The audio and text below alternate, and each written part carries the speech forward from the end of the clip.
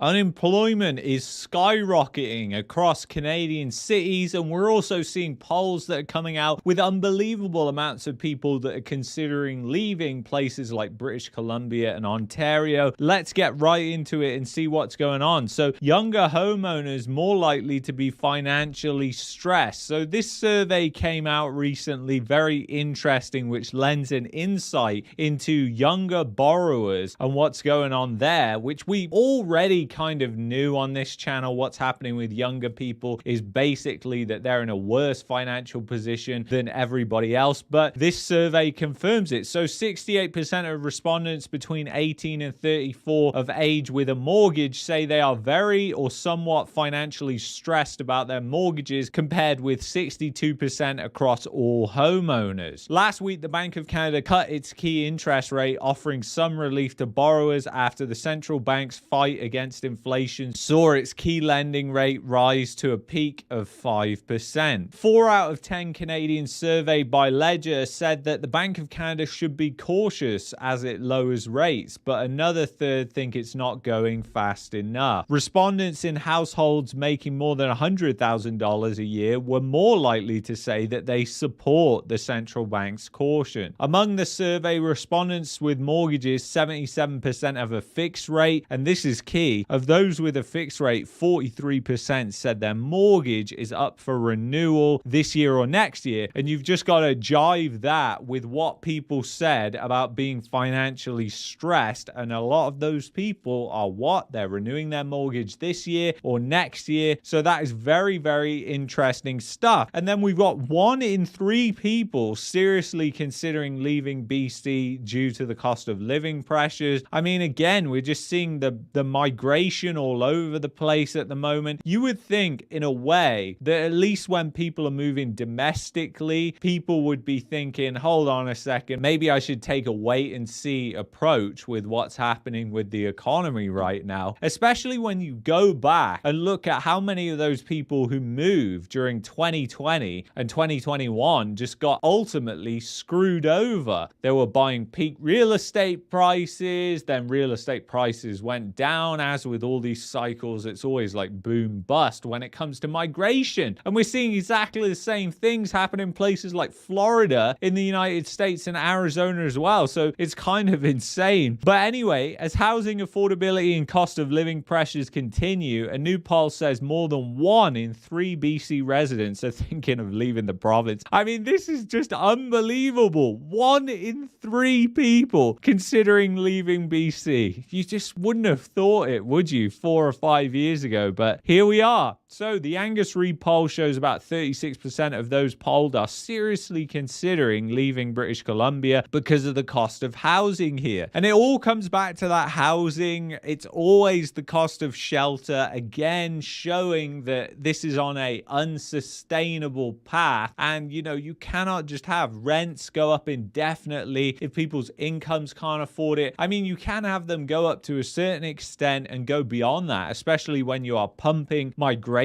to the tune Canada is, because guess what? A lot of those people coming to the country are coming from third world countries. They'll share a room with 10 people, which then completely flips the equation for people who are investing in real estate, which leads to more speculation in real estate, which leads to higher rent prices that are being able to charge because the standard of living is going down. And that's what's really going on here. And people just aren't realizing it. 42% of those in the Valley are thinking of moving, while only 22% of those living on Vancouver Island are thinking of leaving. 66% of respondents cited the cost of living and inflation as the biggest issue in BC right now, followed closely by healthcare and housing affordability. Where are a lot of these people going? We already know that a lot of these people are going to places like Alberta, jumping from the frying pan into the fire almost, it seems, because as we flip over to Calgary, now has the second highest unemployment rate in Canada and the highest labor force participation rate. There were 942,600 employed people in the Calgary metropolitan area in May, according to the latest estimates released Friday. That's up from 935,300 in April and marks an all-time high for the city. The estimated number of unemployed people, meanwhile, grew to 83,500 in May, May, up from 77,900 in April. The number of people not in the labor force, that is neither working or looking for work, has also been on the decline in Calgary. It's fallen every month so far in 2024. But also remember that you've got the highest participation rate in the country as well in Calgary. So the unemployment rate jumped to 8.1% in May, up from 7.7% the month before. This is insane jumps in the unemployment in places like Calgary, where the fundamentals are going to haunt a lot of these people who move, unfortunately. We're seeing this cycle that is playing out exactly the same as all of the other cycles in Alberta and in Calgary, and the emotion and the euphoria around it. And then in a couple of years' time, people will be cursing Alberta and Calgary, and there will be a lot of negativity that swirls around it because so many people got burnt. I mean, this is the cycle that seems to happen time and time again. I mean, maybe it's not going to happen this time, but the way it's going, it looks exactly the same. Calgary now has the second highest unemployment rate in the country out of 35 metropolitan areas studied by Statistics Canada. It's interesting, you know, because you would believe that a lot of these people are going to get the job and then move to places like Calgary, but that's not the case at all. A lot of these people are actually moving and they don't even have a job, which is just mind-blowing to me. It's like they don't even understand or look into the economics of how Calgary's performing. Maybe they just type it in on YouTube and fall for all these moving to Calgary realtor channels that just say, oh yeah, Danielle Smith's doing a great job, the economy's booming. Just don't look at the data or any of the fundamentals.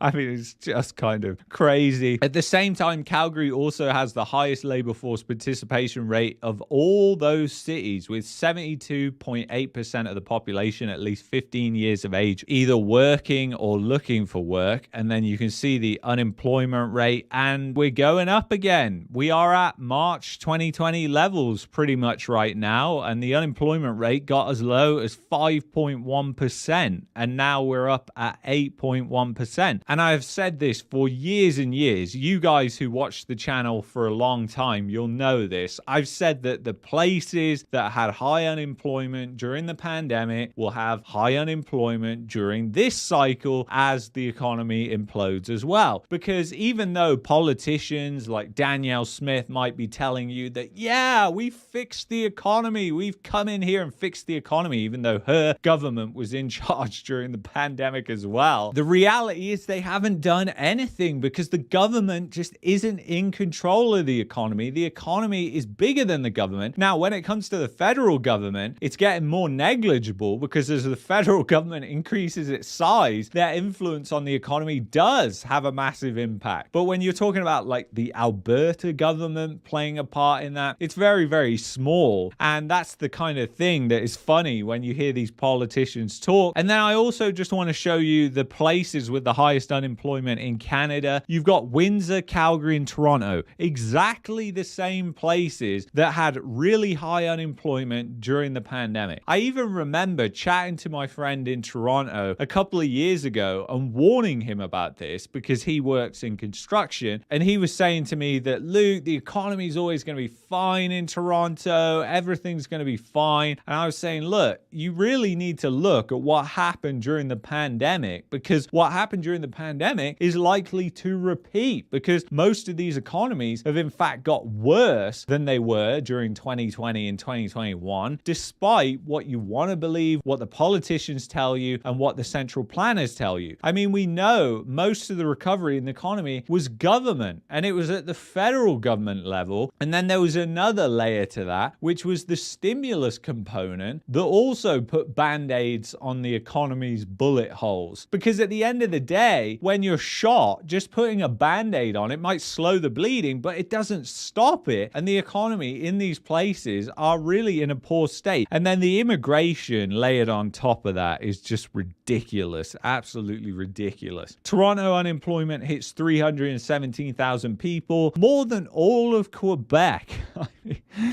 Oh my God, it's just unbelievable, isn't it? Unemployment has been climbing steadily. The seasonal adjusted national rate reached 6.1% in May, representing 1.34 million people. Over the past year, that rate has climbed 1 point, plus 250,000 people, which is an increase of 20%. Rising unemployment is a trend being observed across the country, but the lion's share driving growth is the Toronto CMA. Looking for a job? Toronto might be the least likely place to find one these days. Over the past year, the unemployment rate climbed 1%, nearly 84,000 people, to 7.9%, 317,000 people as of May. About 1 in 3 of Canada's unemployment gains over the past year is in the region, which now has more unemployed people than the whole province of Quebec, 241,000 people. So you can just see what's going on here. And right now, I mean, a sensible government would come in and say, you know what, we're just going to freeze immigration right now because the economy is not in a good spot right now. But nobody's going to do that. Nobody's ever going to admit that because these politicians want to come out and say everything's fine and we're going to stick up for you and we're going to have your back. We're all going to come out of this smelling like roses. But the reality is, all the people who are coming in, the chances are they're not going to be able to find employment and jobs, and that leads to a whole other layer of risk. And with rising unemployment, you also have another component, which is rising crime. So I would especially be looking at crime in places like Windsor, places like Calgary, places like Toronto, St. Catharines, Niagara, Regina, Hamilton, Edmonton, London. A lot of these places are the places that people are flocking to because the grass is greener. But is it really greener? Well, I know that you'll let me know in the comments, guys. So anyway, if you've enjoyed this video, I would highly recommend that you check out this video here. And if you're looking for a VPN to get around all the censorship in Canada, unbelievable that we have to do this, go to expressvpn.com/marketmania. I will see you in the next one. Take care.